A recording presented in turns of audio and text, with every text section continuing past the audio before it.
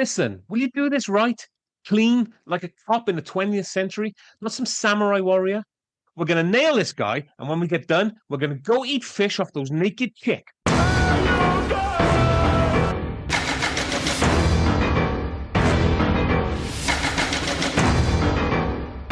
Welcome to Hey Guys Podcast. I'm Rob Liam, and this week we watched Showdown in Little Tokyo, the 1991 neon-drenched martial arts mayhem starring Dolph Lundgren and Brandon Lee.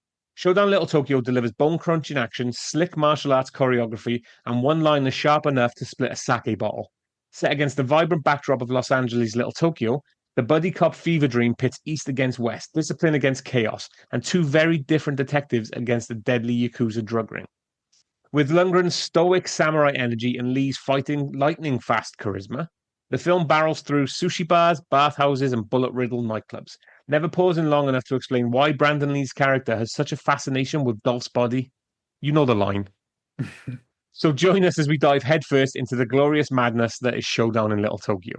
Now, Liam, I've seen this enough times. I've seen it in the 90s, I've seen it in the noughties. Like, this film, not one you'd watch religiously, but I've seen it enough to remember things about it. Yeah. Coming from the guy who tells a story, and it's usually the same story with you. You've gone to the video shop, you've rented these films, blah, blah. You've had the same upbringing I did when it comes to films. I just said no to certain films. That's it. I saw the videos, but I just kept walking. Dude, I never said no. I was a fat boy growing up. I never said no to anything. Do you know what I mean? But like, I'm guessing, and I think you said it last week anyway, that it's this is a poster remembrance for you. You remember the poster? 100%. And it's not just one of those ones where I vaguely remember seeing the VHS case back in the day. It's one of those ones I just kind of assumed in my head almost that I'd seen. Because I walked past it and it ticks so many boxes for the kind of film I would rent out. Like, we've talked in the past about the, like fucking Sniper 6 or some shit like that. When you see that on the shelf, you're like, yeah, well, I've seen Sniper 1 through 5.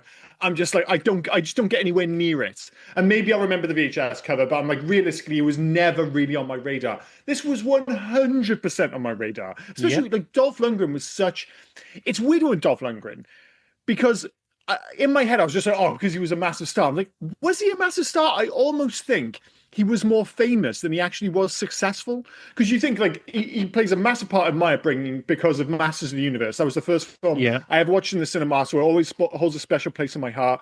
We covered it on the podcast, and it aged surprisingly well. But then you look, like, all right, Rocky IV was a big hit, but he was a supporting character. Punisher, we remember, but it wasn't a big hit and wasn't very good. The only really... speak for yourself. Okay, speak for myself. I think I speak for a few people when I say Punisher wasn't a fantastic film. But I think like the only film which really stood out as like, that's a Dolph Lundgren film and that was a big hit is maybe Universal Soldier, unless I'm missing something else, because this movie wasn't a hit either. Like this was seen as something of a flop. Yeah. But regardless of how big of a star I saw Dolph Lundgren, to my mind, it was one of those guys I looked out for. Like for instance, I've seen Red Scorpion. Like that's all I really need to see. Unfortunately, we've all seen Red Scorpion, and this is coming from me. How have I seen Red Scorpion? I actively sought that out, but I didn't watch this. It's legitimately insane. And now, having watched it, the fact that I hadn't watched this film, I almost feel like I should fire myself from this podcast. Yeah. It is fucking ludicrous that I haven't seen this film.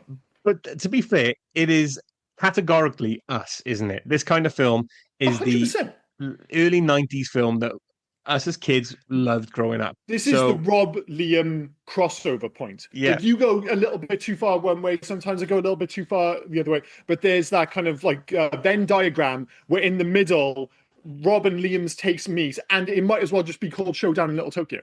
Yeah. And just the fact, like I said, the crime here is the fact that I'd never watched it before.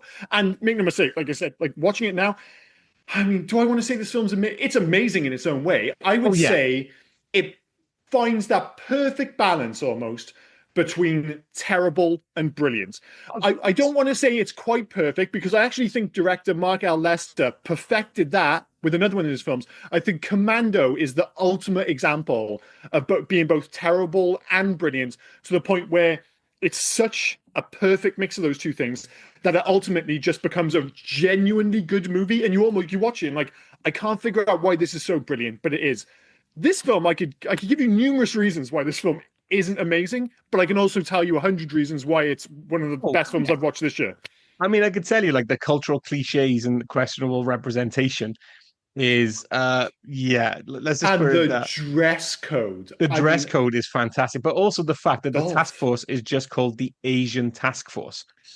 Oh, the Asian task force run by the Asian guy who doesn't know anything about Asia. What the Yeah, fuck is going on? Who's playing a you Japanese person despite the fact that, sorry, a Japanese person despite the fact that he's Chinese, but whatever. you mentioned as well Mark L. Lester. Mhm. Now he's given us stuff like before, like Class of 1984. I think is a good film. Firestarter, Have you Commando, seen as you've said. Firestarter? That's the one with No, Drew Barrymore, right? Because yeah, I'm bizarrely, oddly, I'm reading the book right now.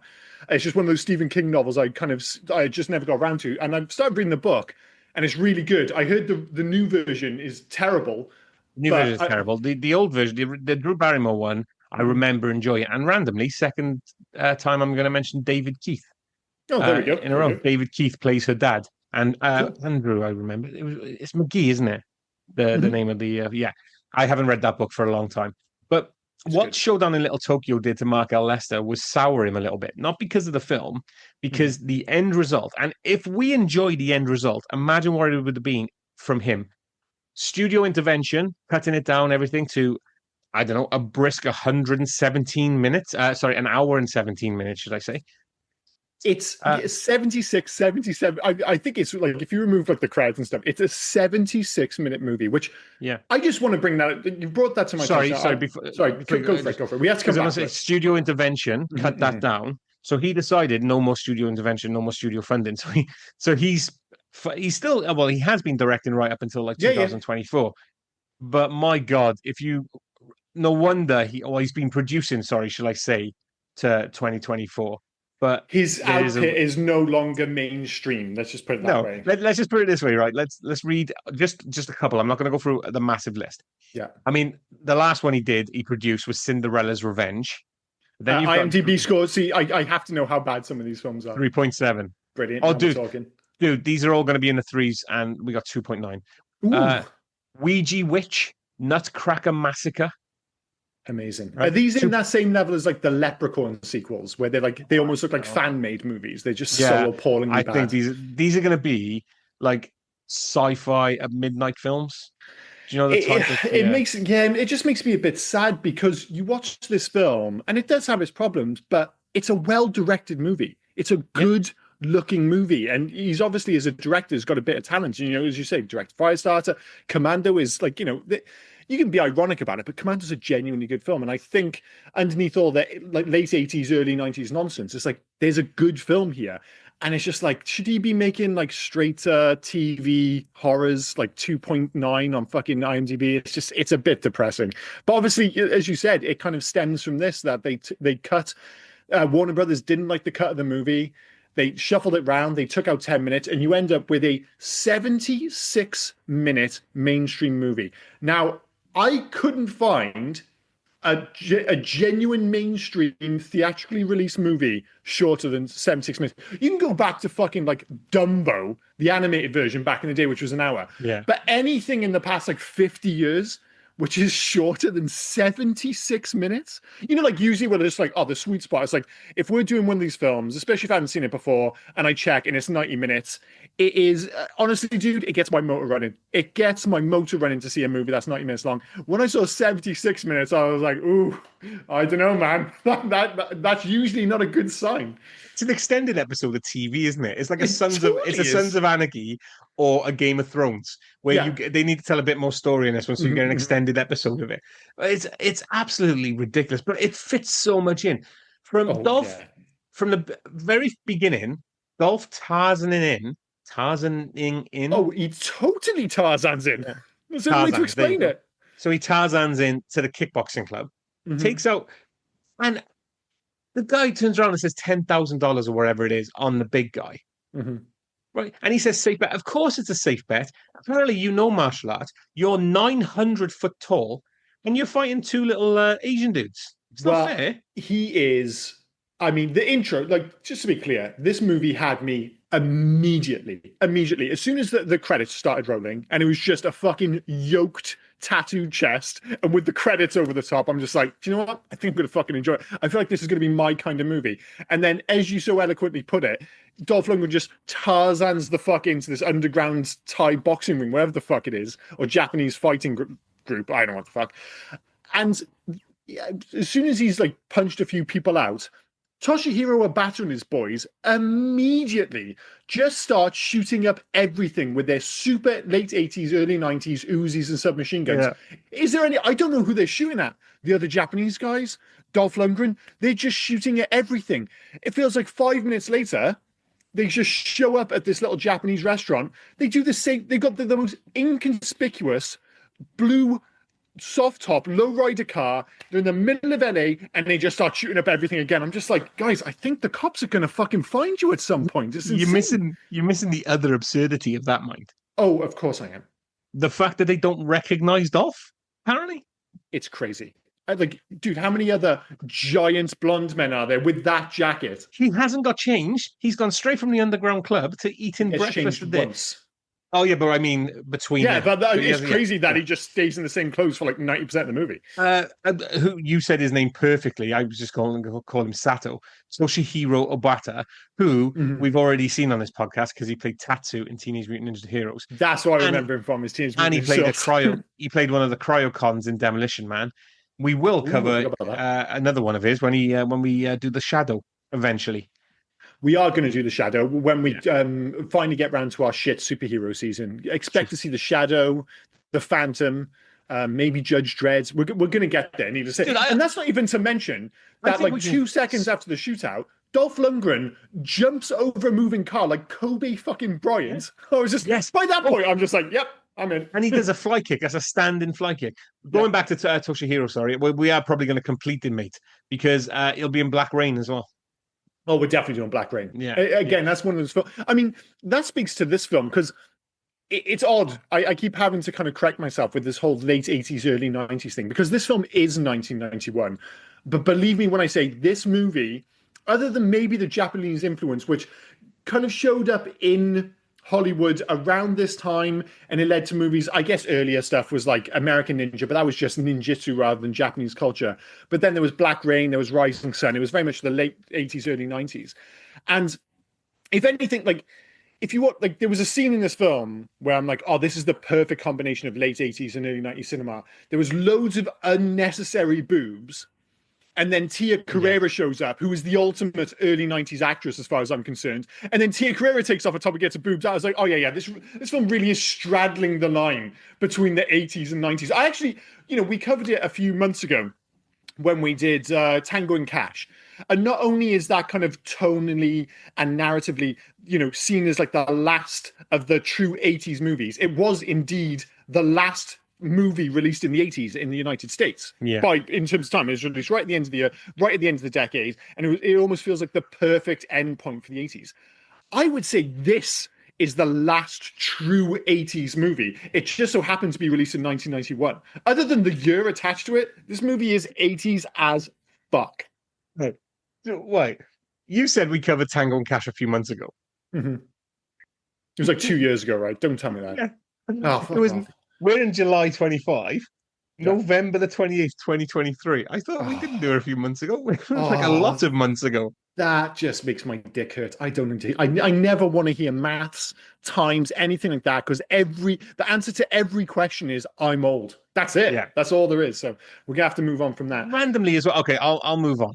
What the fuck was Will Smith's mum, the Prince of Bel-Air, doing here? Yeah, that was strange. Yeah, strange. I mean, I've never seen her other than be she's not Aunt Vi, she's Viv. So I've never seen her be anything other than Viv, really. I mean, she's shown up in loads of shit, but it was just really random to see her. It was. I thought she was going to be a gender reverse version of the angry police chief. It felt like it was all set up for that. Like, he's like, if ever an angry police chief is required in a movie, it's this one, because needless to say, Dolph does not play by the rules, sir. But she's all she is just like super helpful, and then she just disappears. The coroner, she disappears. But I do love that interaction because you're trying to make Dolph again the font of all knowledge, and it's stupid. Oh, she lost her head with something sharp, a sword. Yes. And so, how did you guess that? We're in Little Tokyo. The Yakuza are here, and What are they going to do? Get a fucking axe? Also, of course, she lost her head with a sword. I'm sorry. It's not like You're saying that, and yes, it is true. She was beheaded, but that was the only normal thing about that scene. I was like, this film was already pretty strange, and then all of a sudden, I'm watching what I can only describe as my first ever beheading sex scene. yeah, It was, and just be clear, and this is very much the guy in me coming out, but Rennie Griffin as Angel. I mean, I know you don't get these movies anymore. Like, does she need to get her tits out like so many people in this film? Probably not. The quality of boobs in this film, yeah. I have to say it, is A star. Because When you you're see in a a lot of party, boobs in this film, and every single one you're just like, oh, they're pretty good, mate. when you're in a party and before Angel gets called in, and Mhm. you see a couple of pert ones in the pool, you even Yep. see them in the bathhouse. It's an Asian man's bathhouse, Mhm, but mhm. there's just boobs around there as well because why not? And Yeah, which also it goes against their probably culture because usually yeah they are separated by sex, totally. yeah, and probably the world's biggest, deepest bath, I guess, because E Honda was able to swim under something fine, but that had no impact. I don't know why they did that. Where he sunk under and he swam, but then all of a sudden he stumbles out of the pool. It's not like he snuck up behind. Mhm. They knew he was there. It was so odd. Yeah, I was trying to figure out because he's there in the scene with when Angel gets killed by Because he gives her the crack or the yeah, ice yeah, or yeah, whatever yeah, they yeah. call So it. Yeah, when Carrie Hiroyuki Tagawa as Yoshida, when he's doing his whole "I'm having sex," because Yoshida is a freak in this film. I mean, yeah. just worth mentioning, he is an elite level bad guy. You know, how many movies do we watch where you're like, oh, the bad guy he's not particularly memorable, doesn't really do enough. That is not the case with Kari Hiroyuki Tagawa in this film. He is super memorable. I mean, it helps that I'm just like, oh, dude, Shang Tsung just cut off that fucking woman's head. I always think of him as Shang Tsung from the 1995 Mortal Kombat I always film. think of him as the Pirate King from the Phantom. Of course you do. Of course you do. Well, I mean, so many people think of him as Shang Tsung when from the movie now. That and Yeah. I think it was the most recent Mortal Kombat game. There was a skin where you actually played Shang Tsung as him. In the same way that I think with Johnny Cage they did a Jean-Claude Van Damme version kind of thing, He which was was kind of cool. also Heihachi or Heihachi in Tekken, the film. Oh shit! Yeah, yeah, yeah, yeah, yeah. Yeah. That was a bad film though. A bad film. Oh, it wasn't a good film, but I No, still no. enjoyed it. Of course I did. Mortal Kombat's not a great film, but it was oddly watchable. And the bar back in 1995, I mean, up until very recently for video game movies, was incredibly low. But Yeah. yeah, he's absolutely fantastic. He's totally evil and he's an absolute freak. But the big dude who gives the crystal meth, it was driving me crazy because I couldn't find him on IMDb linked to the film. I was like, where have I seen this? And I knew it was recently. So I immediately started thinking of the podcast. I was like, he's not in any of the films we covered. It was actually Jesus Christ, not Shaolin Soccer, the other one, Kung Fu um Hustle? Kung Fu Hustle. Yeah, he's in that. When he comes to town initially, he's trying to scam everyone. He's the Yeah. one sitting there. He's pretending to be the boss. And Okay. no one else gives a shit about this, but it was driving me up the goddamn wall because I was I just just I was just appreciating his Hawaiian shirt. Like of everyone course. else is dressed in like nice suits and everything, obviously carrying swords and stuff. They're all hiding their tattoos. And he just run like and it just reminds me of E Honda. He's just there in his Maybe he's Hawaiian from shirt. Okinawa. Who knows? Who knows? But yeah, like you said, there's so many things in this movie which are distinctly 80s. I love the fact that a butterfly knife got a run out. I feel like the butterfly knife was a massive deal when I was younger. Like you could buy them in. Remember those stores? I think they maybe still have them to a certain extent, where they were always like, I don't want to say gothy, maybe a little bit, but they would have like loads of pipes in there. They would sell like lighters to kids, and you could just buy knives. And one of them, like a stalwart of my youth, was always like they would sell butterfly knives because they were seen as Yeah. the coolest of knives. But much like the Uzi, I feel like they've disappeared from cinema lore, which is a bit of a shame. Yeah, well, because it was a big thing as well in Big Trouble in Little China. Yeah, Because yeah. the big butterfly knife in that. Speaking of knives and stuff, did Mhm. you recognize the guy that cut his finger off? I was so sad to see Simon Reek, the way he died, my Thank you. beloved Day-Han from Best of the Dayhan. Best. Thank you for knowing. Yes, Of yes, course. Dayhan. Dude, honestly, when he cut his finger off, and then fucking Yoshida Yoshida. just turns around and goes, "Is that it?" and then just stabs him anyway. And it was just like another reminder that most like this is how they used to cast like Asian movies. Of course, there are some genuinely Japanese dudes in this film, but Tia Carrera is Filipino, Brandon Lee is Chinese, Phil Tan is from Singapore, our beloved Al Yong, who's in this film as well. Yeah. He's Chinese. Simon Rhee, we just mentioned, he's Korean. So yeah, they really are setting the net out pretty wide and just going, oh, they're all just Japanese, right? This is it's fine. the 80s and 90s casting. I don't want to say casting curse, is it? But it was like, we need a Mexican, we need a Native American, we need somebody from South America, not what you said last week, which was like North South America. North South America. I was going for Latin America and I called it North South America. So we need any of these. Oh, I know. Let's get Lou Diamond Phillips. Of course. Yeah, because he'll play. Oh, he's just one of those things. And it's we say it all the time as well. I will always get his name wrong. I can't remember his name right now. Oh, Peter Stormare, which I don't think that's how you say his surname now. I think it's close enough for government work. I think everyone knows who you mean. But you want a Russian, you want an Eastern, you want a Russian, you want a Ukrainian, you want fucking, I don't know, somebody from Belarusian, Belgium, anything remotely Eastern European, he'll do. You could probably move into most of Central Europe. He ticks the same kind of boxes. The thing is, he's got the face for it as well. And, the voice is like, you think of him in like, the one that immediately pops in mind is Armageddon. He goes very, very broad with the accents. But you look at me and go, well, that's what Russians sound like. It's absolutely fine. But that's the thing with this film, though. Any qualms you might have with this film, whether it be the casting, the narrative, the action, and you mentioned the action. I actually think the action is largely pretty good. There are a few moments where you're like, it maybe could have done with another take to iron out some of the choreography, but for the most part, it's perfectly fine. You got to class it as the gloriously over the top action. I think it's just it's beautiful. It is wonderfully over the top, and I like the fact that Dolph Lundgren ends up something of a unique beast, because usually what you would have is Brandon Lee being the martial arts guy, which he is, and then you would have Dolph Lundgren being like the big oafish kind of strong dude. And in this, he's both. He's like a big, huge monster of a dude, but he's also awesome at martial arts, which is very cool. But like I said, it's like you can't get too angry because it's 76 minutes, and the film just hasn't got time for any of your bullshit or anyone else's bullshit. Take the interaction, the meet cute, dare I say, between Brandon Lee and Dolph Lundgren. Like, they are just partners immediately. It's just they've got no time to set it up. They just have like a fight that's just like, wait, you're my partner? Oh, I guess we're partners. They even every so often try to add in. Oh, sorry, you're about to say something. Yeah. Sorry, I'm raising my hand. It's the only way I can get your attention sometimes. Cool. I love it when you said the meet cute, how in order not to waste time, they don't even send them. The only time you see them go to the police station is when they've already caught a bad guy. Yeah. So it's no. The boss told me to come down here. He knows exactly where you'd be. So you buy here, so I'm going to come down here. Like cutting all the meat, all the fat off, just trimming it all down. It's in fairness, though, I mean, you've seen Dolph Lundgren in this film. If you were going to guess where he is, you'd be like, he's going to be somewhere Japanese, dude. I'm not going to lie to you. He's a bit much with the Japanese stuff. Do you like the weird turn on the East meets West like dynamic, right? Where it's because the East is actually Dolph and the West is Brandon Lee. Bonkers. And of course, to play up to that, to explain the situation earlier, the fact that he's part of the Asian task force and yet doesn't know anything about Asia at all is kind of like a unique twist, but it's also dumb as fuck.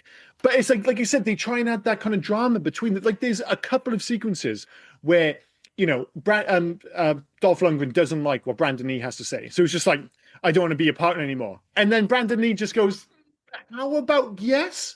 And then Dolph Lundgren goes, okay then, and then they just get on with their fucking day. It's over before it even begins, which is fantastic. We've seen that stuff a million times. The important thing is, despite some, dare I say, slightly dodgy comedy in this film, the comedy doesn't all land.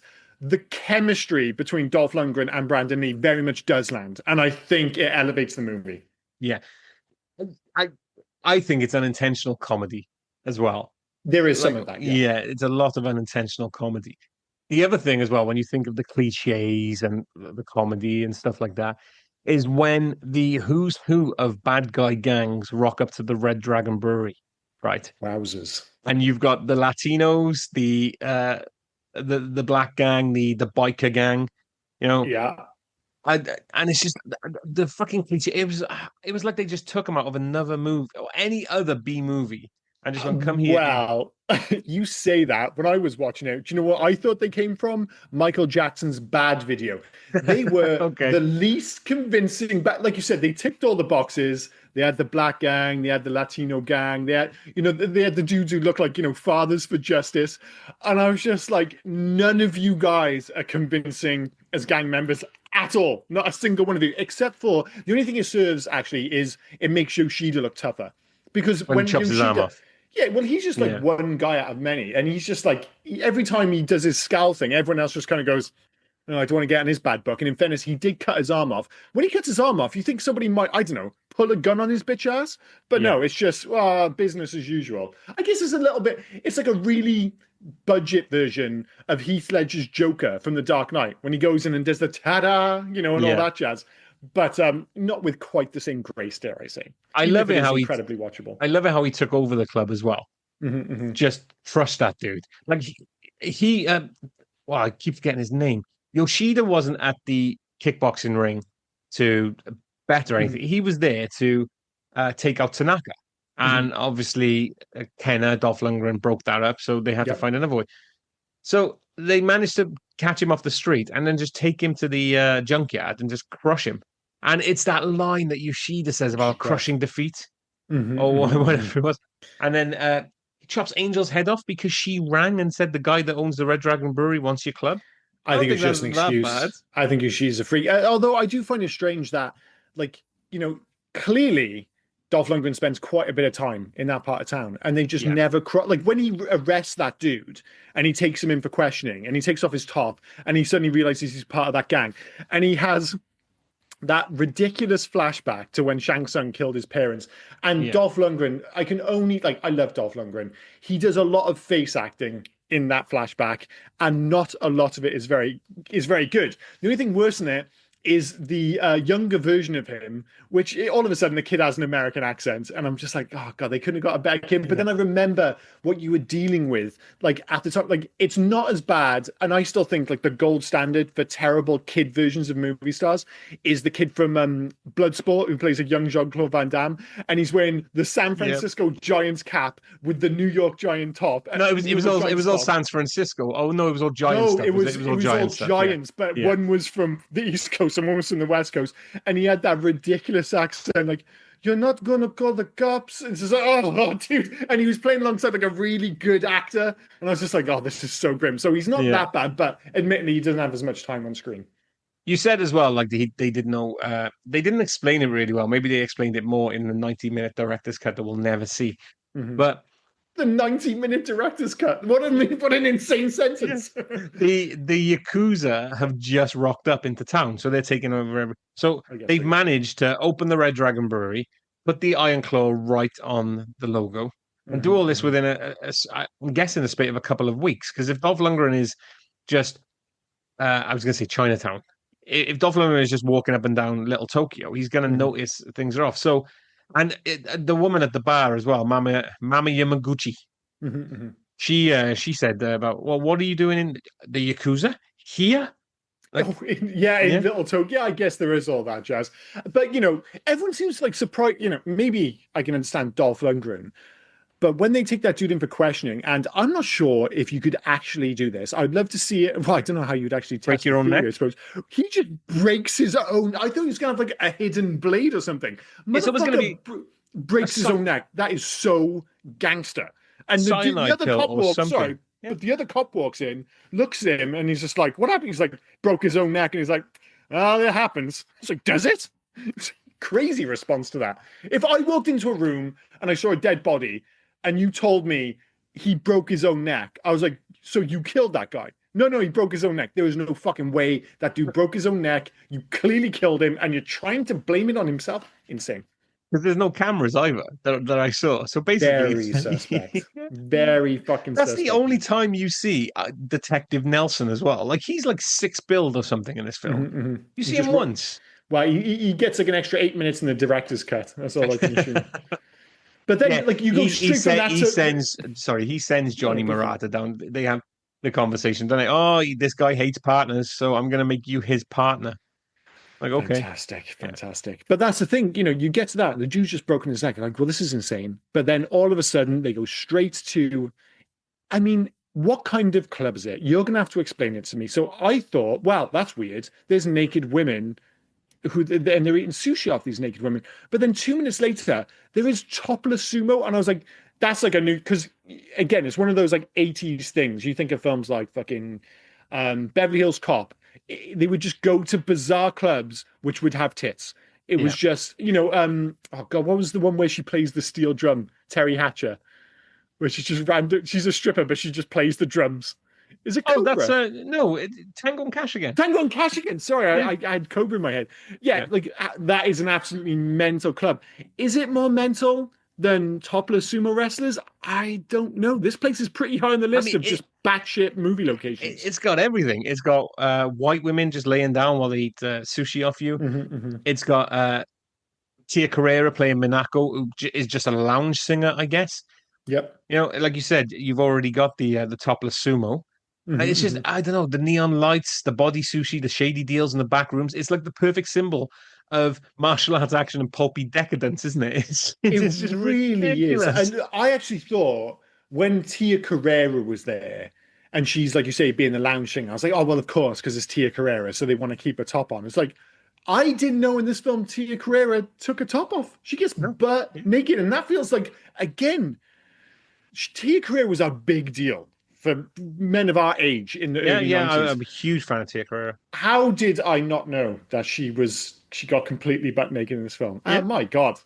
Again, I said it earlier, it's quite crass, but another pair to add to the collection in this movie, for lack of a better. I'm sure I say for lack of a better term. There are much better ways to say that, but I mean, you do get some Dolph ass as well when he goes to his what looks like just on a swamp. He's built his own Japanese house. Yeah, his Japanese house with the sliding doors and stuff. Yeah, and he goes like, it's got electricity, I'm guessing, but he turns all the lamps on manually, and he turns the heater on and everything, and he's just one of those guys house. Like, don't get me wrong, I love Japan, I love Japanese culture, but he feels like one of those guys who went for like a gap year to Japan and he's suddenly changed by Japanese. I'm just like, all right, bro. But you know he can get away with it because he's shredded. And we do have to mention that Dolph Lundgren is in fucking incredible shape in this movie. And not just like,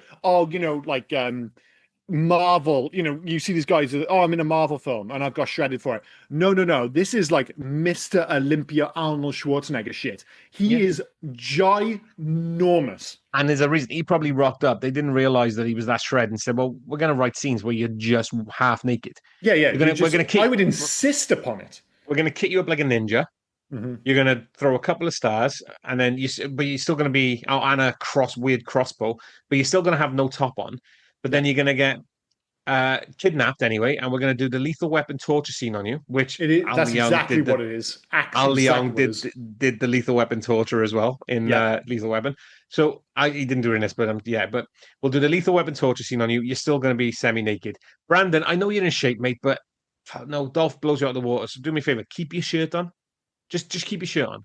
Thanks, mate. Except for the torture sequence, when again, it almost seems mean because he is also shredded, but he is not Olympic levels cut like fucking Dolph Lundgren is. Like Dolph Lundgren, you think of like Rocky IV would be the obvious one. He was in unbelievable shape in Rocky IV. He's in better shape in this film. It's like borderline ridiculous how good shape he is. So I was just like, I would just keep my top off for the whole film. But instead he's either topless or he's wearing the same outfit for the whole film until the finale, which we'll get to the finale in a bit because I've got a lot to say about that fucking uniform. I'll ask a question about Brandon in it. Because obviously he died then in 94, so 3 years later after The Crow. Crazy, and we've seen The Crow, obviously, and now we've seen Showdown in Little Tokyo. So have you now seen all four, what I would consider 4 of his films before he passed away? Because this was his first movie. Well, this was his first mainstream movie, like his breakout one. No, it wasn't. There was one before that in 1989 called Laser Mission, where he played a character called Michael Gold. And he was like, action superstar Brandon Lee portrays rebellious government agent Michael Gold, who's sent on a desperate mission to a Soviet-controlled African nation in order to uncover a top-secret laser weapons operation and destroy it. Fucking Ernest Borg.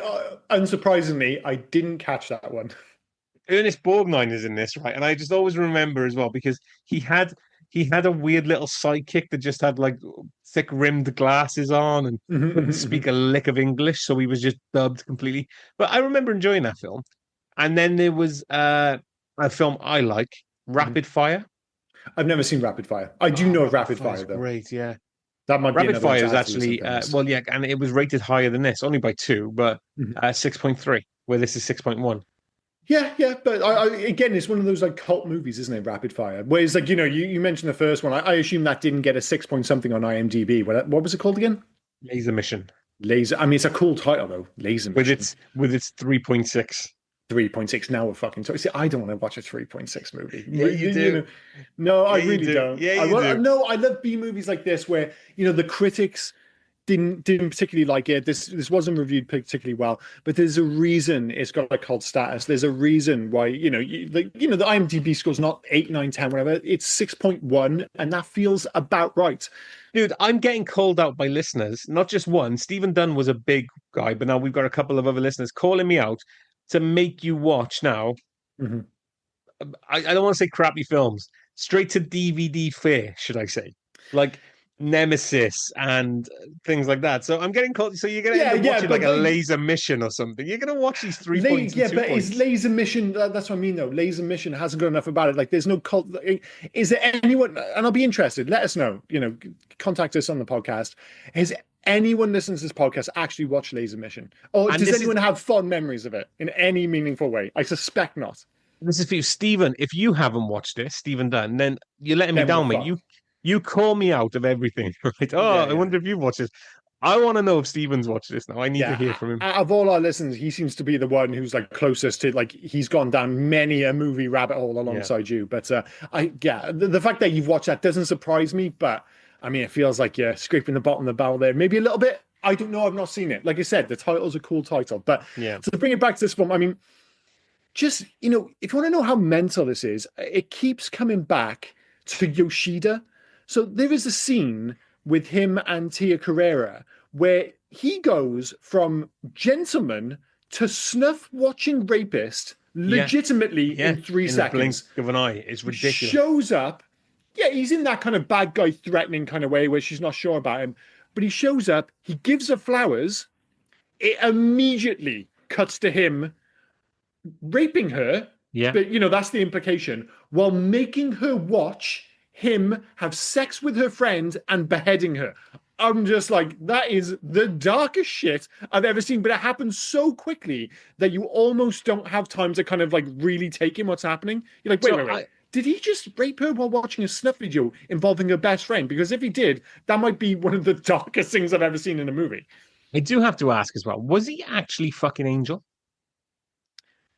He was up against and he was dry humping, but was he fucking humping her? Yeah. I guess, in the grand scheme of things, the fact that he beheaded her probably, makes it a moot point, I suppose. But I don't know. I mean, that's what the boys as well. That's what I was questioning, because if he was fucking her and he beheaded her, and I'm sorry about this, but this is what run through my head. Did he finish? I suspect not with all that crew there, but I can only assume that those guys have got used to watching some pretty weird shit, to be honest. But very, very strange character. But, it leads to, basically, the idea is, like, she's so ashamed of what's happened there, because, again, Tia Carrere is supposed to be Japanese in this film, that she's going to commit seppuku. And this is when the movie starts to feel a little bit more like Commando. You can really feel the influence. When he decides to go to the house in LA and save her from killing herself, because Dolph Lundgren obviously knows it's going to be seppuku because he's like Mr. Japan in this film.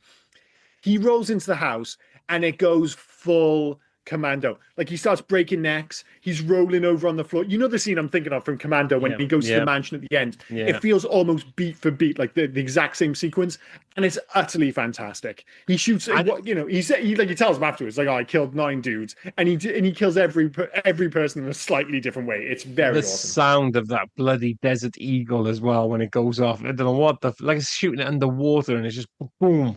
It's cool, but speaking of sound, the one thing that this is missing, when I was watching that scene in particular, what did I miss? The soundtrack? is the steel score? drums. Yeah. Bum bum bum bum bum bum bum bum. I wanted that Commando soundtrack, which plays such a surprisingly large part of the film in that film. The score in this film, it's odd because one, it's not great generally speaking, but two, every so often it tries to kind of push you along towards the ill-advised comedy, Yeah. and it kind of goes a little bit goofy, and I just don't think it suits the movie, especially when some of this movie is so violent. It only happens a couple of times, but a few times the movie goes genuinely quite goofy. Like Yeah. there's a line with Brandon Lee about, "Oh, I don't eat sushi, but I might." Lol. And it's like, was that supposed to be a joke? It's like, I think the score is trying to tell us it's a joke, but it wasn't very funny, sadly. What can you do? Is Tia Carrera a bit easy in this film as well? Not being raped. But Well, that would be incredibly fucking harsh, by yeah, the way. no. So he's gonna make her his wife. So he rocks Mhm. off now. He says, "Keep an eye on my love. It's fine." He's about to commit seppuku, right? Mhm. Dolph saves her. It's fine. Yeah. Leaves her in whatever house they're meant to be in. Mhm. Sneaks up on her, steals a shotgun, takes her to his Japanese, I'm gonna assume, love palace at this point. Oh, when he delivers that line as well, it's like, "Oh, shoot anyone you see. What happens if it's you? You won't see me coming." I'm like, all right, Dolph, Yeah, fucking give it a yeah. break, mate." But then they go there. He gets into the world's smallest hot tub. Yeah. Yeah. And Room then for one, surely. yeah. Especially if that man's 6'7". And then she jumps in and they go to town and it's fine, blah blah blah. And then after that, then you get the assault scene with the best dressed Yakuza I've ever seen rock up with their I'm guns. sorry, you are brushing over one thing I have to bring up. I think it might be the worst sex scene I've ever seen. Oh, So it's awful. she plays it coy. She's like, "Close your eyes," then gets butt naked and jumps in, like you say, the tiniest bathtub of all time, and then does the whole like twins with Arnold Schwarzenegger. Oh, the bed's uncomfortable. I have to sleep next to you. Yeah, she's keen as fuck, but look at him, like he's fucking yoked. He's a good looking dude, and they have the most awkward. I mentioned about face acting earlier when he's having the flashback. Both of them do. It's just terrible face acting where they have the worst. And then she delivers that line, "Oh, I heard you coming this time," and I don't know why, but I was just like, "Oh, gross." Yeah, so well, I mean, So there's some gross. gross lines in it. There's some gross lines in it anyway, because then you get the line uh Oh, from that Brandon line. Lee. I saw you getting changed for the hot tub. You have the biggest dick I've ever seen on a man. Yeah, it's a weird line, and also like, why would you feel the need to be like, "Dude, your dick's huge"? Although Yeah, saying that, if it's big enough, guys, eventually there is like a tipping point. I feel like with dicks, it's like you don't mention it, right? You just leave it be. But there was a dude I used to play football with at Fair Oak, and he used to have this, like, he was just like a whatever dude, and he had this smoking hot girlfriend, and she would show up to all the games. And I was like, "What the fuck?" And they're just like, "Oh, there's an answer for that." I'm like, "What?" And they're just like, he's got an absolute weapon on him, and there's no two ways about it. Like you get changed after the game, and unsurprisingly, he was always pretty keen to get his kit off after the game. He was only short. It was unreal. It was like to the point where you just like, you almost have to go up to him and just be like, "Dude, I heard about it, but yeah, it's massive." So if it is, I think there is a tipping point. If it gets so big, you're just like, "I've got to bring it up. I well, can't now, just let him walk past." well, now you It know was what to indeed say. the biggest tick I've ever seen. Now you know what to Yeah, say. yeah, but I wouldn't say that. But You have the biggest dick I've ever seen on a man. Although in 2025, you can't really be like, saying on a man, can you? I feel like you should do dot dot. You have the biggest dick I've ever seen on a man. Yeah. Whoa, what the fuck's going on? What kind of life are you living? Jesus Christ. Yeah, it's a strange sequence. But again, that whole sequence, other than the dick joke, if suddenly feels very Commando again. You know, you Yeah. think of the famous scene from Commando when he goes into the garden shed and takes out all the only difference is here, instead of a rake, he's got like ninja stars and all that stuff. The weirdest thing, and you've already alluded to it earlier, is basically Yoshida's gang have them dead to rights in the house, dead to rights. And Yoshida, just before that sequence, had said to them, "I want him dead." They Yeah. could have just killed him. Instead, they just let him just leave the fucking house so they can plan this elaborate Superman 3-star death where they pick up the car and they're like, "Oh, then we're going to put him in the crusher." You're like, "Oh, they're going for the Superman 3 one." Like, no, it's going to be even more elaborate because I also want it to be like the end of Toy Story 3, where after it's crushed, it's going to go down towards like a crusher, a flame, whatever. And somehow they escape and nobody notices. It's just like, what it reminded me of is like you know, like Austin Powers, it got to that level where Scott's Yeah. like, why don't you just kill him? It's like, no, Scott, I have an even better idea. I'm going to place him in an easily escapable situation involving an overly elaborate and exotic death. It's the same thing. Yeah. It was so exotic when they could have just been like, they were so heavily outgunned and outnumbered. It's just like, dude, shoot them. Like, I want these guys to, I don't want the bad guys to win, but at that point, I'm just like, guys, you've got to finish the job. Yoshida said, kill them. But instead, they put them in the car so that Yoshida can go to his car and jerk off and watch it with Tia Carrera. It's so insanely dark and elaborate. It's absolutely nuts. Hey, do you know? Go back a little bit now before, because we're getting towards the end, and I want to mention the end. I want to mention they managed to find ceremonial where in the Red Dragon Brewery delivery truck is fine. But do you know who Angel is married to in real life? No idea. No. James Marshall, otherwise known for you as James Hurley from Twin Peaks. Oh, cool. Yeah. For me, he is known as, wait for it, because I lost it, Tommy the Bridgeport Bomber Riley from Gladiator, the good one. Oh, the boxing one. Yeah. It's not the good one, is it? It is the good one. It's a perfectly okay film. To say it's the good one is an outrageous take, but it's not. It's not a terrible film. But you know, I totally forgotten he was in that. But yeah, a surprise. Another one of those films I'd never watched. Surprisingly watchable. Not as good as this. It wasn't like I came out of Gladiator. I was like, I can't believe I've never seen this before. This movie. I was amazed I've never seen it before, and a little upset that I was watching it for the first time at 43 years old. And like we say, like it just keeps. The awesomeness just keeps coming. So after they've got away, somehow they've managed to escape without anybody noticing. So it's building up, like you say, towards the finale. Yeah. Like, well, what are we going to do? You know, we've got like a few hours before we have to actually, you know, kind of commit a plan. We have to go after Yoshida. So I know what I'm going to do. I'm going to become even more Japanese and I'm going to train. It reminds me a little bit, actually, of, you know, the Ben Affleck Batman scene from Batman versus Superman, where just like he's about to fight Superman, so he decides I'm not quite yoked enough, so he just starts lifting weights. I mean, this is in what his we're doing. defense, he's waiting for the kryptonite spear to be made. Yeah, so but we get a whole screen. And I guess he has to do something in there. So Dolph Lundgren just decides to get more Japanese to the point where, as you say, he gets a ceremonial wear, and right. I don't think most people appreciate just how ludicrous him showing up for that final showdown dressed like that. It is legitimately like me showing up for a shootout with a Mexican cartel wearing a sombrero. That's what it is. It's batshit. He's going out there fighting all these Japanese dudes. It's like, I'm going to out-Japanese those Japanese motherfuckers. The headband? Give me a fuck. It's a step too far. It's a step too far. A headband they got from the actual brewery truck, didn't they? They said they got two. Look at that. They got two of these. What? Okay, but why do you think by putting that on, they're going to let you through the door? You've already got the truck. You'll be all right. It's so silly. But before we get to the actual final fight between Yoshida and Kenna, we've got to talk about the sub-boss fight, right? Of course. Between Johnny and Sato, because that's fantastic for its own right. The fact that Sato thinks the best thing I'm going to do, I'm a short man, so I'll get the high ground by straddling two bars and doing some Donatello style bloody kendo stick moves, and it's fucking ridiculous. And then Brandon Lee just kicks the shit out of him. Like, it's insane. It's a little bit underwhelming, as you say, the sub-boss fight. And there are like elements of this feeling like a video game. Like Brandon Lee even refers to it when they're in the house earlier, and he kills like a whole bunch of guys. First wave, yes. And he's like, yeah, it feels like a video game killing the first wave. And then you get the sub-boss with Brandon Lee versus Toshihiro Obata. I think that was his name. It's a somewhat underwhelming fight until Brandon Lee delivers the line, "You have the right to be dead." And I was like, okay, he's won me back over. He's late, but he's won me back over. He took this role because he had the best lines. He was meant to be the Valley's kid, the one with the like. I'm surprised he didn't say "yo, dude" at some point. Yeah, well, it was that time, or Cowabunga or something ridiculous. But yeah, he has a lot of the best. I actually really like.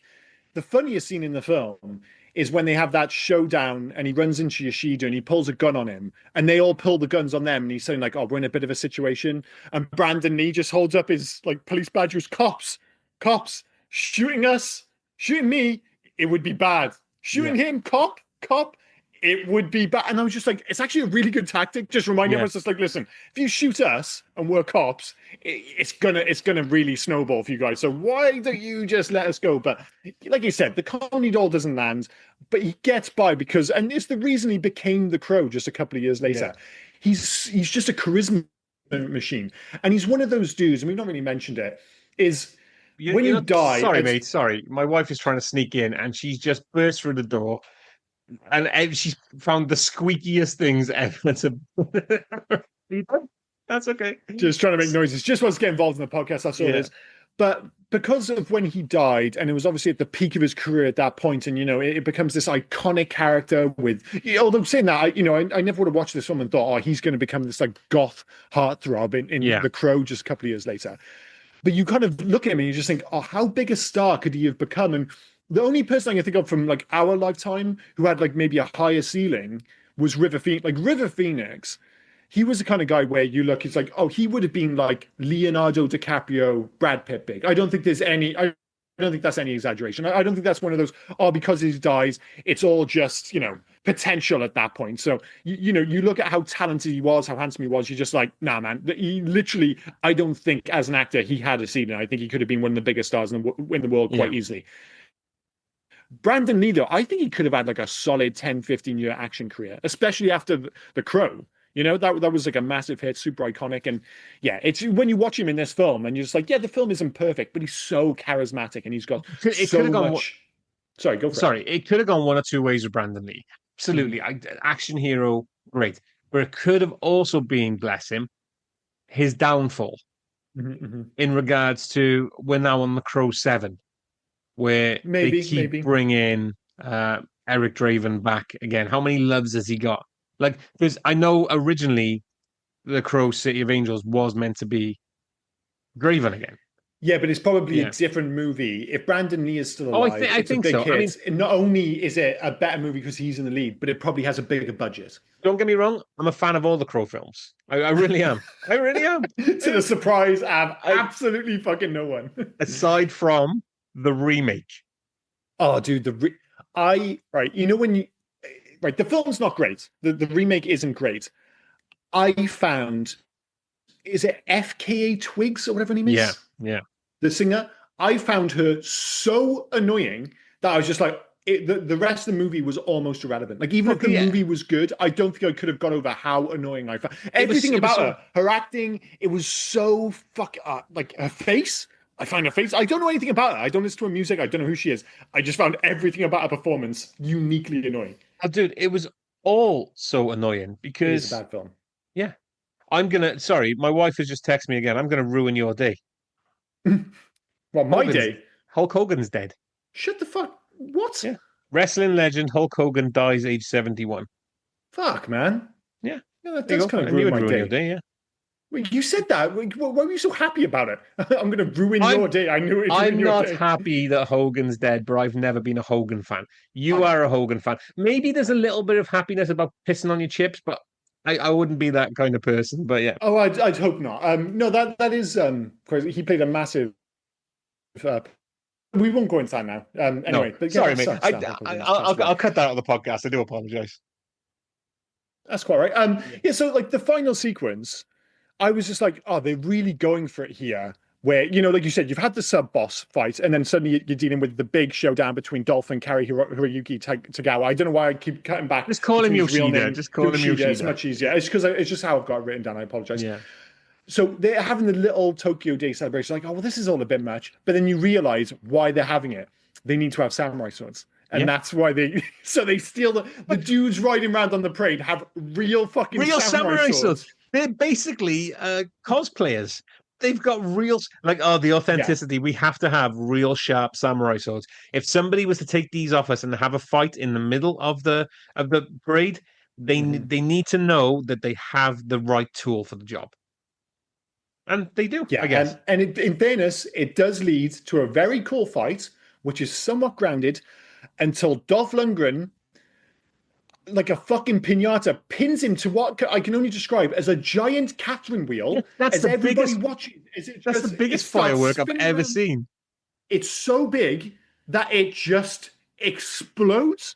like, right, there's a scene earlier in the film, which we forgot to mention, when they're trying to escape. Dolph Lundgren tips over a car, cool, then drives away, shoots the bottom of the car, motherfucker just explodes immediately. Yeah. Fantastic. You know, it was an 80s classic. I was willing to let that go.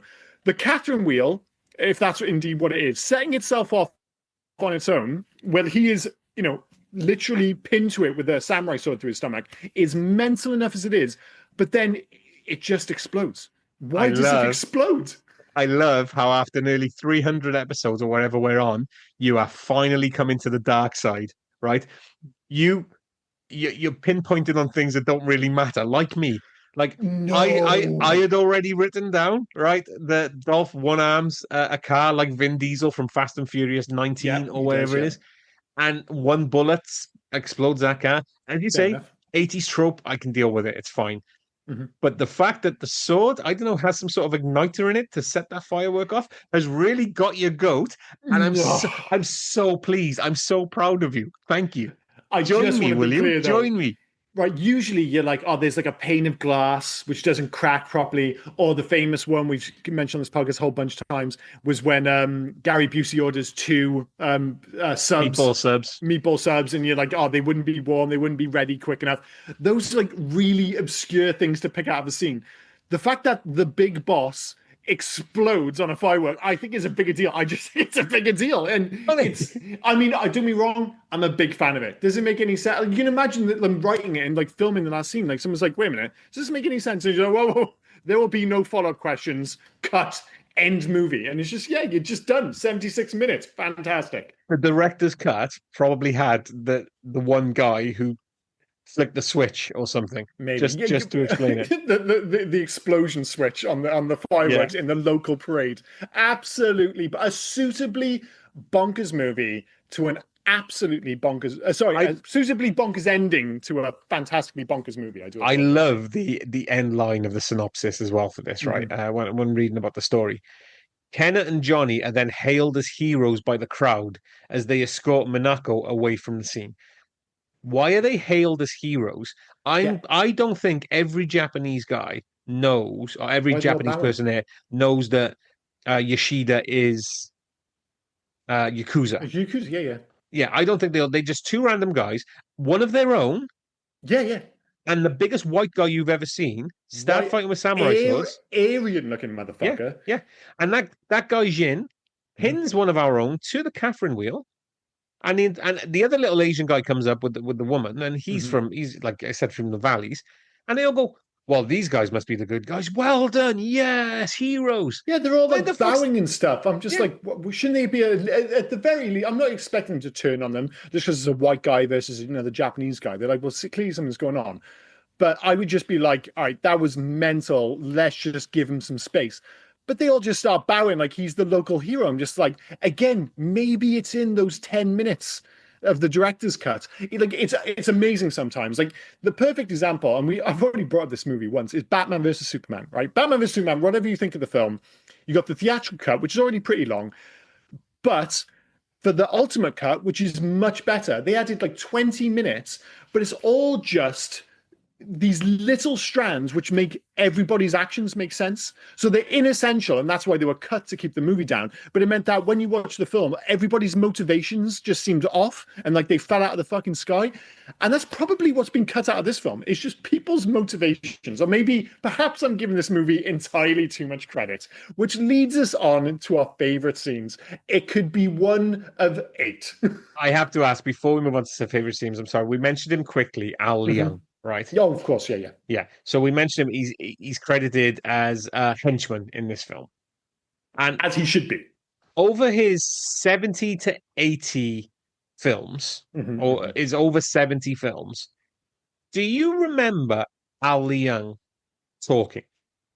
Not screaming, not speaking in different, because yeah, I mean, he could have just been, because he was in Die Hard, he could have just had a normal speaking voice in that. Do you ever remember him saying 2 words? I can't remember him speaking once. He doesn't speak in Die Hard, does he? He just eats candy and just looks mean. He nicks the Nestle Crunch, doesn't he? Yeah, yeah, and he just looks the part, and because he's got like the bald head with the hair down the sides, sorry, and he's got the beard. He just looks unique. So he's just one of those guys. There might be like a whole bunch of other dudes who are in loads of movies as like recurring characters, but he's just got that aesthetic where every time you see him, he just jumps off the screen. You're like, oh, it's Al Young. He's Al Young. And he just feels like he's in everything. But to your point, I can't remember him saying shit in anything.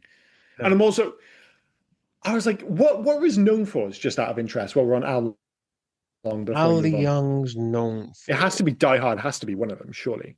I would have thought Die Hard is one of them. I would guess. For some reason, he's not really in the cast. I'm trying to think what would be... So Al Young, it would be Die Hard, it'd be Big Trouble in Little China, it'd be Lethal Weapon for me, and maybe this, unless I'm missing something really obvious. I think you are missing something really obvious before I click on it. Bill and Ted, he was Genghis Khan. Oh, of course, yeah. But that's weird because he's like dressed up. It doesn't feel like a quintessential Al Young role. But that, I'm sure IMDb aren't taking that into consideration. Okay, we've nailed it. Bill and Ted, Lethal Weapon, Die Hard, Big Trouble. There we go. So you got it. Yeah. So I wasn't sure about the last one, but yeah, Bill and Ted does seem quite obvious. But yeah. Well, does he say no? He just screams and shouts in that as well. He doesn't even say anything in like Mongolian or anything, does he?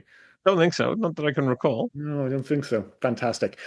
Should we move on to favorite scene? Yeah, let's go on to favorite scene. I mean, for me, it's probably between two sequences. I could say the scene at the club where it's just mental and there are just boobs everywhere, but it's probably either the final showdown or the aforementioned Commando S scene where Dolph Lundgren goes into the house to save Tia Carrere from committing seppuku. And I think it's probably that one. I think that's the best traditional action scene. Like, I love the final scene because it's so mental. But as I said, like the fact that the kind of firework blows up at the end, it's all just a little bit ludicrous.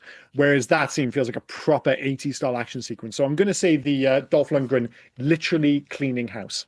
Okay. Oh, and by the way, the only thing that's meant about that sequence is Tia Carrere appears to be deaf. Like you reference the fact that when he's shooting that gun, it sounds like the end of the world. There are shotguns, there's people diving, going through windows, and she just doesn't seem to hear any of it. Any of it. Absolutely insane. I'll grab my notes up. My favorite scene, it's the bathhouse brawl, right? Where you got Kenner and Murata taking on the entire gang of Yakuza thugs. It's like the perfect storm of shirtless martial arts, isn't it? You've got the absurd one-liners because they're stopping to have a massive hose. And it kind of the massive hose is mental, right? Is that a normal thing? That's crazy.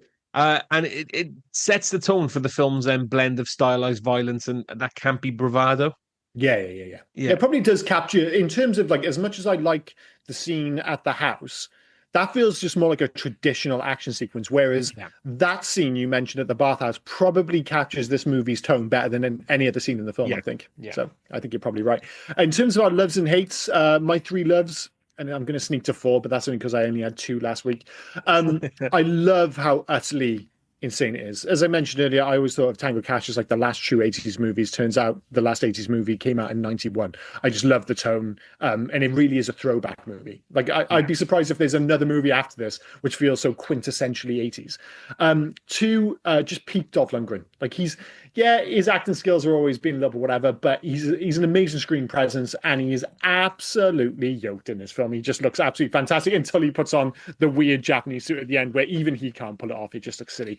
And Kari Hiroyuki Tagawa as Yoshida, who I think is legitimately a top tier 80s, 90s bad guy. I don't think he gets nearly enough love. Like, I hadn't heard about his performance in this. He is insane and he is genuinely quite scary.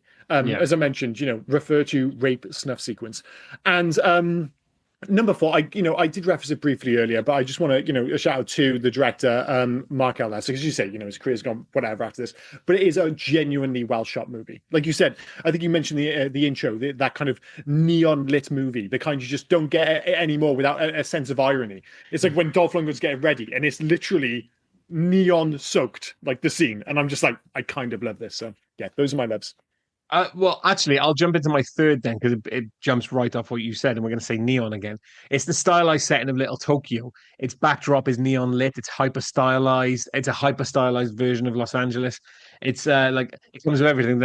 Little Tokyo comes complete with sushi bars, Yakuza hideouts, the cultural clashes everywhere. It's just that like pulpy playground. It's I think the stylized version of the stylized setting of Little Tokyo, I think, is great.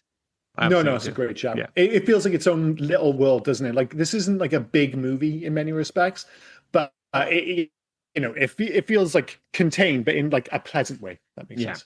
The glorious over-top action I already said, I think is great. Mm-hmm. From the bathhouse brawl to the sword fight in the middle of the parade, it's like a 76-minute adrenaline rush with explosions.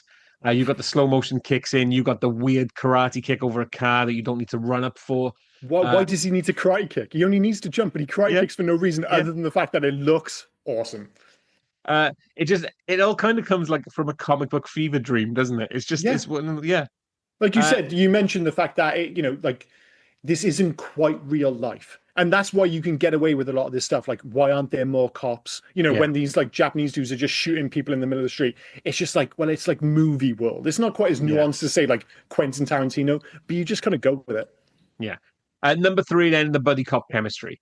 Just Hmm. Dolph and Brandon, they're an unlikely but great duo. Like Hmm. you've got Lundgren playing the stoic and semi-serious samurai guy. Lee brings in that charm, that sass, and some of the best one-liners of the early '90s. Let's be fair. Yeah, yeah, Uh, I think they're great. I think the dynamic is great, like the half martial arts masterclass, a half stand-up routine, and I think it works. I think it's Yeah, great. Yeah, absolutely agree. In terms of hates, mentioned it a few times. I think Lundgren goes a little bit too Japanese. Like I said, if it wasn't the fact that he looks so cool, you'd be like, this guy is a bit fucking much.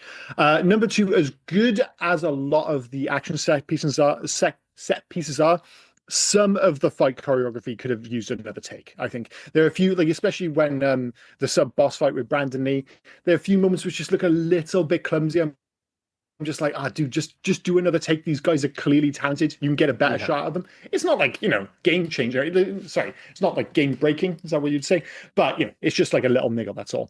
And three, one of the worst sex scenes in movie history, as I mentioned earlier. Like a genuinely shocking sex scene to the point where I think if I was watching it with other people, it would be like genuinely funny. But watching on your own, you're just like, oh God, this is just lame. And number four, just sneaking a fourth one, the comedy does occasionally fall a tad flat, sadly. yeah. Number one for me, the paper thin plot and the pacing. It's just under 76 minutes or 79 minutes, whatever it is. It leaves barely any time to breathe between the scenes. The story kind of zips from everything, like I said, from the bathhouse brawl to the brewery. It's got little connective tissue between it all. Oh, It's just just yeah, things happen. This is a yeah. movie where just things keep happening. It just So jumps scene to scene and things keep. And to one extent, it kind of works and it makes the movie feel somewhat unique because, like you said, there is no time to breathe. But if yeah. you are being critical of it as a movie, you're just like, yeah, it doesn't really make sense, but fuck it. Let's just go for it. 76 minutes. Finishing that then, sorry, leaving character development and logic in the dust. My It's ridiculous. apologies. Yeah. Yeah, Uh, absolutely correct. Number two, the wildly uneven tone. Is it a gritty crime thriller? Is it a campy buddy comedy? Is it a martial arts showcase? It tries to be everything and nothing at the same time. It's Yeah. The yeah, tone is weird. The yeah. tone is weird. And number three, then the cultural cliches and questionable representation. Yeah, I mean, Oh, yeah. yeah, from the sushi served on a naked woman to the samurai cosplay and the Yakuza caricatures, it leans hard into the like those tropes. And again, neon lit. It's just a fever dream. It's insane. Yeah, it really is just like the white guy's version of what they think like Japanese culture is. It, Yeah, it does totally lean into that. It gets away with it now. No one's getting offended by this in 2000. And if you are, get over yourself. I don't think anyone listens to this podcast is. This film was made in 1991. You don't need to yeah, be told, the cultural views were differently in 1991. It's like, dude, it's like 34 years ago. Of course, it's going to be slightly different. And yes, it's a bit suspect, but that is the least of your worries in this film. yeah. Any alternative titles for this film? Yeah, there's a couple, which if I remember rightly, when I briefly saw them, they're quite funny. It feels like there should be. Yeah. Yeah. Although I think I've given that too much praise now. Uh, Argentina, Massacre in Japantown.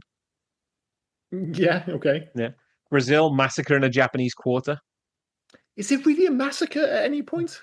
Don't know. I don't think But like people die, but I don't think at any point there's a massacre.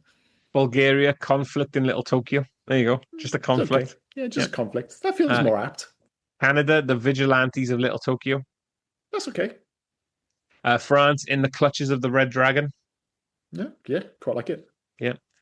Greece, a tough match in Little Tokyo. No, don't feel that one. Japan, The Little Tokyo Homicide Division. Yeah, maybe. No, because they're not in the same division. So Yeah. no. Lithuania Asian fighting in Task Force. Lithuania fighting in Little Tokyo. I mean, yeah, they do fight in Little Tokyo. Mexico massacre in a Japanese neighborhood. Again, the massacre thing. Yeah. Like, unless I'm forgetting something, I just don't feel like there was a massacre. I guess Poland. maybe no. At the start, quite a few people died. Yeah. Yeah. Maybe I'm Poland. underestimating. How many people do you think died in that opening sequence? Because Quite a they few, I'd go in say. with like the submachine guns and they just fucking open up, don't they? So, yeah, maybe it is a massacre. Yeah. Right. Anything else? No, I'm fine. I've said Poland twice. Okay, Poland, go for it. Okay. Poland had two.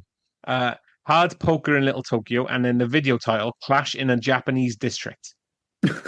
I definitely prefer Clash in the Japanese district. 100%. Romania, Riot in Little Tokyo.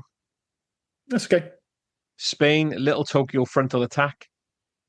Mm, Taiwan, Bloody Dragon. it's okay. Turkey, Little Tokyo Operation. That's not bad, actually. Vietnam, Battle in Xiaodongjing. Yeah, I don't really get that. No. I think my favorite is probably Conflict in Little Tokyo. I think that one's quite good, actually. Yeah. It just depends, Showdown, whatever. It is what it is. Any facts of this one? I'm sure there are like hundreds for this beloved movie.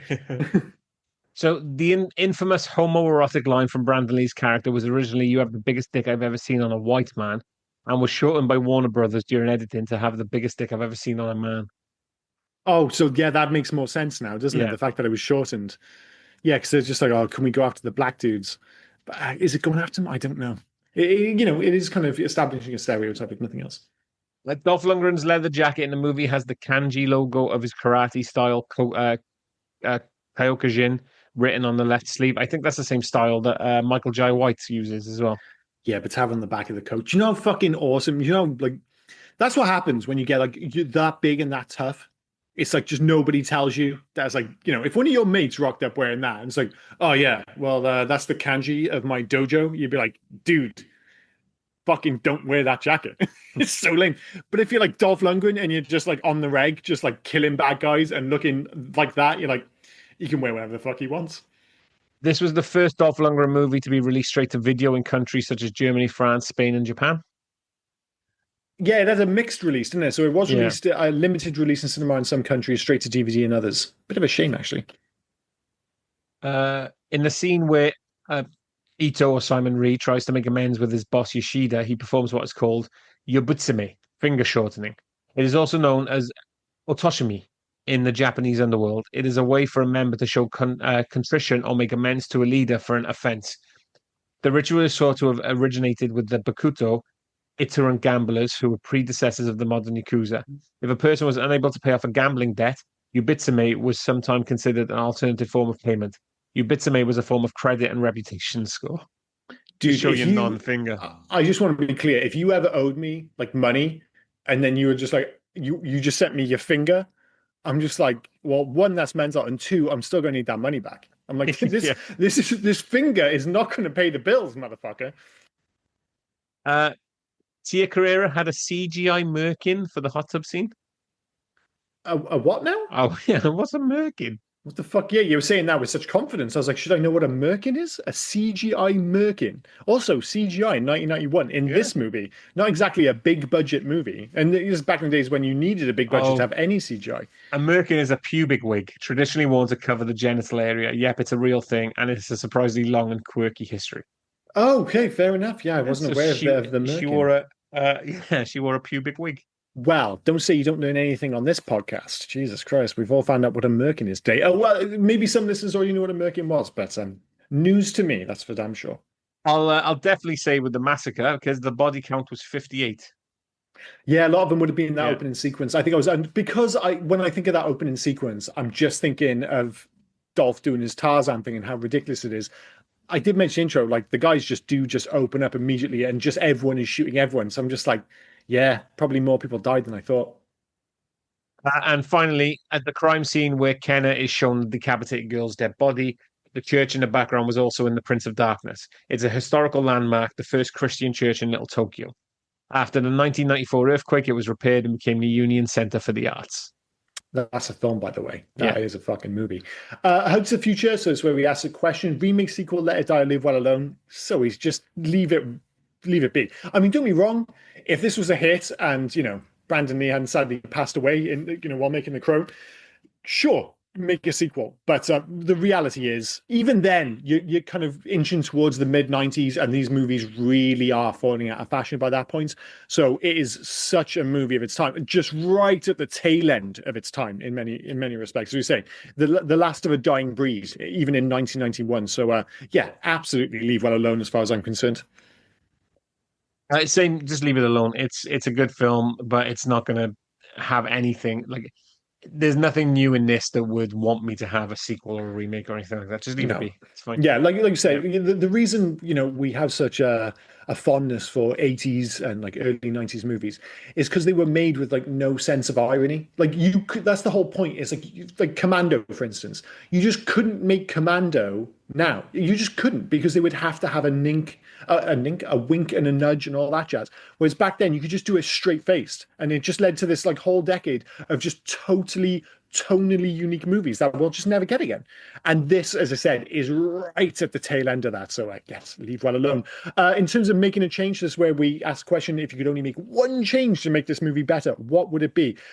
I mean, I just abandoned the sex scene. I really would. That sex scene was bad, dude. I don't think they had any chemistry. I don't think it was required. I don't get me wrong. Tia Carrera took her top off. She wore a merkin. Was it a merkin? American, yeah. A merkin. But yeah, the sex scene doesn't make up for it. It's an absolute shocker. So I would just get rid of that. I'd let Brandon Lee take the lead. Now, Dolph does bring like the stoic samurai vibes and everything, but I think Lee's charisma, his comic time, and his martial arts prowess, I think he steals every scene he's in.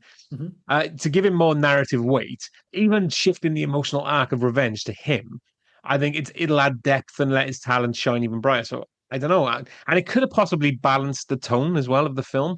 I just Yeah. think let him take the lead. I'm not sure if I need him to take the lead, but I think more of a balance. I think does make sense because that's one of the things. If I was taking a more serious approach to the answer here, is I don't think Brandon Lee has quite enough to do. He's there and he has some great lines and stuff like that, but for the whole film, he's just following around Dolph Lundgren. He's just there as like a quip guy. Narratively, he doesn't really have a horse in the race. Yeah, So yeah, I just think a bit more for Brandon Lee to do. Maybe just a few opportunities to kind of use his acting chops to a greater degree would have been cool, but it is what it is. Sato killed his neighbor's dog walker's brother's cat or Anything something. like that. Do you Yeah, know? yeah, Yeah, yeah, yeah. Just like kicked yeah, his dog once or something. yeah. Video games, unsurprisingly, criminally, there was not. Was there a video game? See, I said that with such confidence, but No, there wasn't. No. no, I couldn't find one either, just in case you could. I mean, do we just say Sleeping Dogs again and be done with it? Only, you swap between Dolph and Brandon Lee, GTA 5 style. I know we've used that a few times, but fuck me, it's the correct answer, right? I was going to say that as well, but I thought I'd change it up this time. It's Mhm. Streets of Rage or Final Fight, isn't it? You got the whole neon Yeah, yeah, backdrop and yeah. everything, and you got the two guys walking through, fighting all the bad guys. I think so. I mean, I will go with Sleeping Dogs if we want a more No, I know what you narrative mean. story. But if you just want to beat them up like this film is, I would go Streets of Rage or Final Fight. Yeah, I think Streets of Rage actually, like, don't get me wrong, like I love Final Fight, but aesthetically, the first Streets of Rage in particular, it always Yeah, looks like it's at night.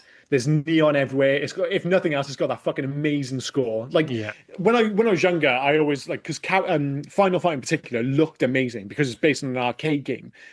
But when you go back, you're like, no, no, man. Like Streets of Rage is the better game. As soon as you said it, I started playing the theme tune in my head, and the theme tune is an absolute banger to the first game. So yeah, I think you've hit the nail on the head there. Plus, give Axel a shave, a haircut, and he's Dolph. Yeah, and I think you could almost make it as like a pseudo sequel. And Tia Carrera plays, is it Blaze from the Yeah, originals? Yeah, so yeah, yeah. she's like a playable character and stuff. So yeah, yeah. The answer is absolutely Streets of Rage, Showdown, Little Tokyo edition.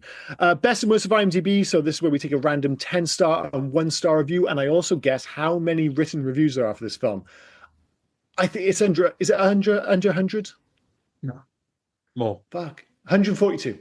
153. You're always like 9 off or Yeah, I'm 11 off in getting, this case. But or yeah, or occasionally one of yeah. the films I was like 400 off, which one just had so many reviews for like what I deemed to be a whatever film. So, but yeah, relatively close. How many tens? Out of 150 something, I'm going to go with 42.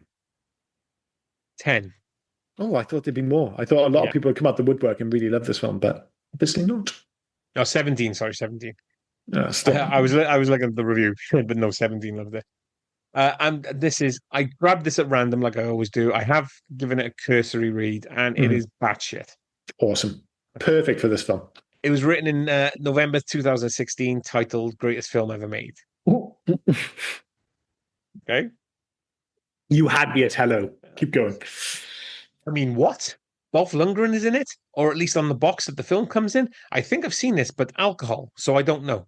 The other guy on the box has a cool name and once played a dead bird in another movie. I thought Tokyo was a big city, but I guess it's rather little. I am to believe the title of this film. Anyway, I should see this movie again, and so should you. This Saturday, your place. I will order a pizza, and then when it comes, be like, "Whoa, person, I don't live here. I'm not paying for the pizza, but I didn't order." Then I'll wink at the pizza delivery man or woman, and he or she will be like, "I'm a man. Stop winking at me." And free pizza. Yeah, that was a review, all right. I mean, Yeah. actually one of the better ones, given some of the complete crap we read out in this podcast. 1 star review, maybe it's a similar amount. I mean, it was 17 as well. 8. 8. Eight. Fair enough. Right. So release written in April 2000, titled "Worst Movie Ever." Brilliant. Uh, I've seen worse movies, but none that were ostensibly attempting to capture the title of worst movie ever. The dialogue, the acting, the action, the pacing, the limp nudity, the casting. This movie is so bad, everyone must see it for themselves to know the horror. Yowzers. Yeah. I was trying to figure out what is more ludicrous, giving this film 10 out of 10 or 1 out of 10. Well, let's find out, shall we? I mean, yeah. I mean, well, I haven't given this film. We do a 5 star rating system. I haven't given this film a 5 or a 1. I've given it and I want to say very specific here, a very, very positive 3. I can't give it any more than that because the movie makes no sense and a lot of it is just batshit nonsense, but it's so much fun. So it's just one of those movies where, yes, I'm giving it a 3, but it is a glowing 3. And yes, I would recommend it because, sometimes we give movies 4 and I wouldn't recommend it. This one I'm giving a 3 and I'm saying, dude, you should totally watch this film. So 3 and a yes from me. I've just remembered the film Al Leong talks in. Oh, go for it. Double Dragon. Fuck me. Fuck, I totally forgot about that. Jesus Christ. He's one of the henchmen, and at the end, the two henchmen have an argument with each other about who was talking to who, and yeah, they talk to each other. I saw that movie Donkey, and all I remember about it is it was really, really bad. And I remember being super disappointed because I loved the Double Dragon games growing up. But yeah, that movie was not good. But yeah, I totally forgot Al Young was in it. Totally forgot. And obviously forgot that he talked in it. I'm googling it now. He played the character called Lewis, and the other guy was Huey. So Huey Lewis. Brilliant, brilliant. Maybe that's reason enough to revisit it for the podcast. Who knows? Yeah. It's a 3, a positive 3 for basically everything you said. It's just it has its issues tonally and things like that. Just can't give it any more. But it is a recommend. Like if you want a 80s style 90s action film, great, go for it. It's great. And for all its problems, you have to remember, yes, there is no connective tissue, as you mentioned earlier, Rob. And yeah, a lot of their motivations don't really make any sense. Everything feels rushed, but it's 76 minutes and so many fun things. There are so many great sequences. It's not a great movie, but it is a great watch. We've said that before. Like, you can be both of those things. And this is maybe the ultimate example of it. It's a bang average movie, which is super fun to watch. And if you can get hold of it, like I said, 76 minutes, this movie flies by. Even for a 76-minute movie, it's loads of fun. So 3 and yes from both of us. So yeah, that's been 1991's Showdown in Little Tokyo, which leads us to my pick next week, I believe. Yes, it is, yeah. And I have to just double check the year because I changed my mind last minute because we didn't want it to turn into a 4-hour podcast. We won't tell you what movie it was, but it'll make sense when I pick it. I just wanted to double check. All right, so the year is 1982. Oh. You'll get it on the second one. Go on then. It's directed and written and stars Sylvester Stallone. Rocky 3. Rocky 3 it is. Yeah. Okay.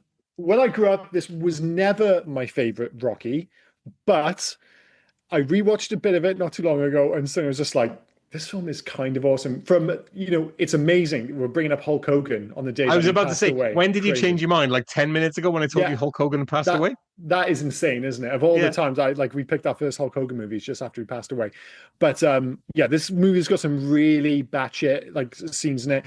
It's another one of those movies which really straddles the 70s and the 80s as we're kind of moving toward, because you might watch this one and go, God, this movie's super 80s. Like, no, Rocky 4 is super 80s. And it's only 96 minutes long, and it's available on Amazon Prime. And I basically just wanted an excuse to rewatch Rocky 3. We'll eventually get to all of them, I have no doubt. But yeah. It's amazing that we haven't picked the award-winning one, which was the first one. We've gone Rocky 4, Rocky 3. Yeah, but Rocky 1's the best movie. There's a reason it won the Oscars. Yeah. There's the reason it's become the template for so many subsequent sports movies. It's a brilliant movie. But I don't want to speak on your behalf, but it's not the one I grew up with. Like Rocky 1 was Rocky like 4 was the one I grew up with. Yeah, Rocky 4, Rocky 3, even Rocky 5 I remember coming out and being a big deal. And Rocky 5 isn't, dare I say, whisper it, not quite as bad as people suggest. It's the weakest Rocky film. Tommy the Machine Gun, you touch me and I'll sue. There's some good stuff, right? The last sequence in particular, it was on TV not too long ago, and I was like, the last fight sequence would have been good if it didn't have that horrible soundtrack over the top of it. It ruins it.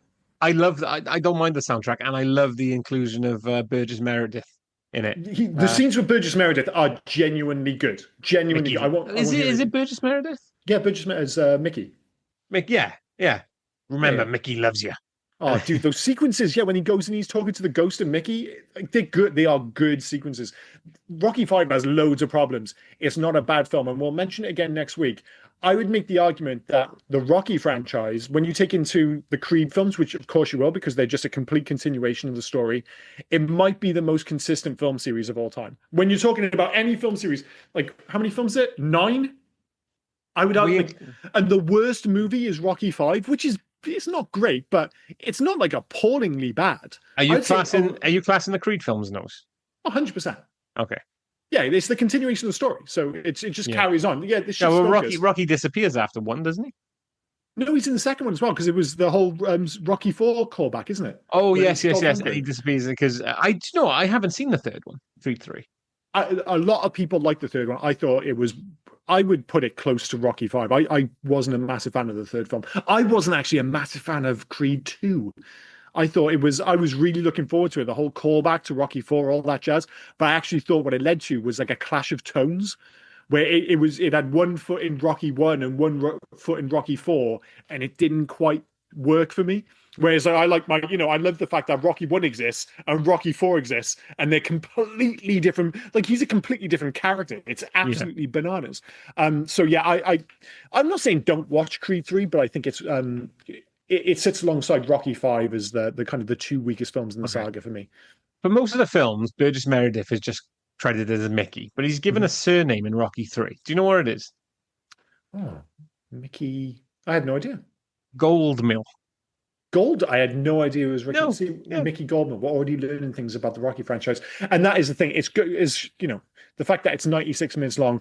It's always tricky not to just talk about the Rocky saga. We'll mention it, but we'll just try and keep the podcast down to a reasonable time. But so thanks for joining us for 1991 Showdown Little Tokyo. Please do join us next week for Rocky 3. Remember, it is available on Amazon Prime for those who fancy giving it I assume a rewatch before. Although I say that, I'm amazed how many people in my work have never seen a Rocky film. Any of them. I'm just like, what the fuck? It has to be a generational thing, right? Yeah. Like, how have you not accidentally seen these films on fucking TV? Anyway, it is what it is. Any other business before we wrap this up, sir? Yeah, so we've had a message from a new listener, Alex Davis. He said, "Hi lads, love the pod. Although a 90s millennial child, I've been fortunate to receive a somewhat decent movie education from my older brothers. I know you like to receive the odd message. I appreciate you don't typically like to delve into the 2000s. Plus movie territory from what I suspect is nostalgic reasons. That being said, do you have plans for any of the following? A Tarantino season, Escape from NY and LA. Can imagine you'll have some hilarious discussions regarding Pliskin and his adventures. I think we would on that one. We've done New York, haven't we, already? We haven't done New York. No, we haven't done either. Have we not done Escape from New York? No. I thought that as well. I thought that, yeah. I just assume, honest to God, like if you had asked me to bet my house on it, I'd be like, yeah, we've covered New York. We're not doing New York and I'm not doing LA. So I'll just give you that warning. If you pick New York, we're picking LA the next time. No, right. In fairness, LA is ass, but it would be fun to do both of them back to back because the disparity in quality is so great that it would be worth doing. Yeah. He said a gangster season then. So could do discussing all Alien, Predator, and AVP movies. I know you discussed these when discussing the OGs. I'll tell you right now, mate, we ain't touching AVP on this podcast. I'm sorry. It's not going to happen. No, probably not. Yeah. I mean, it'd almost be interesting given the new Predator film is clearly leaning into the whole Alien versus Predator crossover and maybe a kind of new stab at that. But we're still not doing it. Alien versus Predator is grim, especially right. Aliens versus Predator is a fucking masterpiece compared to Aliens versus Predator Requiem, which is a genuinely appalling and I would go as far as say upsetting movie. It's so I prefer that over the first one. I no, I don't get tricked by the fact that they tick all those little boxes. Oh, remember the sound effects? Remember the score? It just makes the movie worse. I hate Requiem. We're doing what Alex wants. We're not talking about AVP. Yeah, sorry. Yeah. Jesus Christ, he's won already. Damn you. And then he goes on to name a bunch of films then that we do have in the pipeline: Truman Show, The Fugitive, Uncle Buck, Heat, Twister, Backdraft, Split Second. Split Second. Have we not done the Truman Show? We haven't done the Truman Show. We've said this. We've had this argument before. Crazy. I think it's just because I've watched it in the last few years. Yeah. And it was the same with Escape from New York. And because I've watched it in the last 3-4 years, I just assume that I'm like, oh, I must have watched this for the podcast. No, I've just watched it for fun. That does happen occasionally, apparently. The 224 published episodes. We're I'd forgive you for forgetting what ones we've actually watched because fuck me, 224. I wouldn't. I wasn't quite so convinced. Like Truman Show, I could have. If you had just said yes, we've covered it, I'd be like, sure, I believe you. The Escape from New York thing, genuinely shocked to hear we haven't covered that. Genuinely shocked. So, if nothing else, it is an oversight. I mean, if it means we've got to do Escape from LA, then so be it, I suppose. Yeah. But the Tarantino season, I feel like at some point we should do, because I'd love to do Kill Bill 1 and 2 in particular, because I'm looking for an excuse to revisit those. You just pull the face like they're not fucking awesome. They're not fucking awesome. But we'll get into it when we. The second film, if you're not in love with that, but the first film is fucking dynamite. I rewatched Reservoir Dogs recently. You're saying this with a face like it's not amazing. Didn't hold up for me. Oh, I love Reservoir Dogs. Yeah. Loved it. I loved Reservoir Dogs. I rewatched it after Michael Madsen died, and I was I rewatched it a couple of years ago because my wife had never seen that. I still thought it was brilliant. Pulp Fiction's a film I've not actually revisited for a long time. Pulp Fiction would be good to revisit. Yeah. I still think that's probably his masterpiece, regardless of him telling you in his own movie that it might be Inglourious Basterds. Inglourious Basterds would be a fun one to cover just because some of the sequences are genuinely amazing, but I don't think it's quite Pulp Fiction good. But I know we have slightly different opinions on Quentin Tarantino. I don't think he's made anything even remotely close to a bad movie. I think his track record is exemplary, to say the least. When we do Tarantino, I'll tell you the bad movies. Don't worry. Don't start with Kill Bill. Jesus Christ, I'm having that. But yeah, we will have a Kill Bill season. Sorry, not a Kill Bill season. I'm obsessed. A Quentin Tarantino. You're going to go, I'm going to force Kill Bill down your throat. Well, you forced some pretty ropey movies, so I think it's only fair. Split Second, the Rutger Hauer Kim Cattrall in a what's the word? A flooded London fighting an alien. We're definitely doing that one at point. Well, if we could do that, I think it'd be only fair that we did Kill Bill. But anyway, we will get round to a Quentin Tarantino season, but not Aliens versus Predator. We've drawn the line apparently. Which I think is well, thanks, Alex. And if anyone else wants to reach out, feel free. Of course. Yeah. All right, I've been Liam. He's been Rob, and you have been listening to the Here Goes podcast. Cheers, guys. Bye-bye. Cheers, guys. Bye now. Oh, and before I forget, where can folk reach us if they were so inclined to? Well, you can actually reach us on Hey You Guys 80s at Facebook, Instagram, and on Twitter. But if you want to send us a mail, do heyyouguys80s@gmail.com. Send us in your recommendations. Send us in your thoughts about any of the episodes. Just literally talk to us. We'll have a one-sided talk with you on the podcast. Yeah. We're nice folk. Get in touch. But no, cheers, guys. Bye-bye. Cheers, guys. Bye now. Hey, you guys!